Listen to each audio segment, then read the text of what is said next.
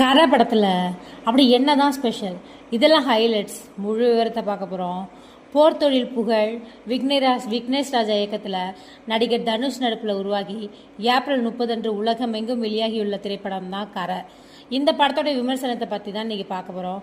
இந்த படத்தோட கதைகளும் 1991 ஆண்டு காலகட்டத்தில் ராமநாதபுரம் மாவட்டத்தில் வறண்ட நிலப்பரப்பை மையமாக வச்சு அமைக்கப்பட்டிருக்கு.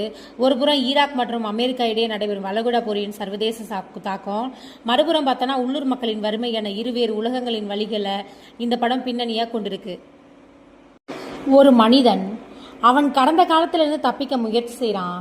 ஆனால் சூழ்நிலை அவனை மீண்டும் மீண்டும் அதே இருண்ட உலகத்துக்கே இழுத்து செல்லும்போது என்ன நடக்கும்? 1991 ராமநாதபுரத்தின் வறண்ட நிலம், ஒருபுறம் உலகத்தை அதிர வச்ச வளைகுடா போர், மறுபுறம் வாழ்வாதாரத்திற்காக போராடும் சாதாரண மக்கள். இந்த இரு உலகங்களையும் ஒன்றாக சேர்த்து ஒரு இன்டென்ஸ் எமோஷனல் ஆக்ஷன் த்ரில்லராக தான் மாற்றியிருக்கிறது இந்த படம். எப்படி இருக்குன்னு இப்போ பார்க்கலாம். இந்த படத்தோடைய கதை 1991 ஆண்டு காலகட்டத்தில் நடக்குது. அந்த காலத்தில் இருந்த சமூக பொருளாதார பிரச்சனைகள், குறிப்பாக விவசாயிகளுடைய துயரம், வங்கி கடன் சுமைகள், இதெல்லாம் கதையின் பேக் போனாக இருக்குது. இது ஒரு சாதாரண கமர்ஷியல் படம் இல்லை. இதில் எமோஷன் இருக்குது, பொலிட்டிக்ஸ் டச் இருக்குது, அண்ட் சர்வைவல் ஸ்ட்ரகிளும் இருக்குது. காராசாமி ஒரு சாதாரண மனிதன் மாதிரி வாழ முயற்சி செய்கிறான். ஆனால் அவன் பாஸ்ட் அவனை விட மாட்டேங்குதே. சில சூழ்நிலைகள் அவனை ஒரு மிகப்பெரிய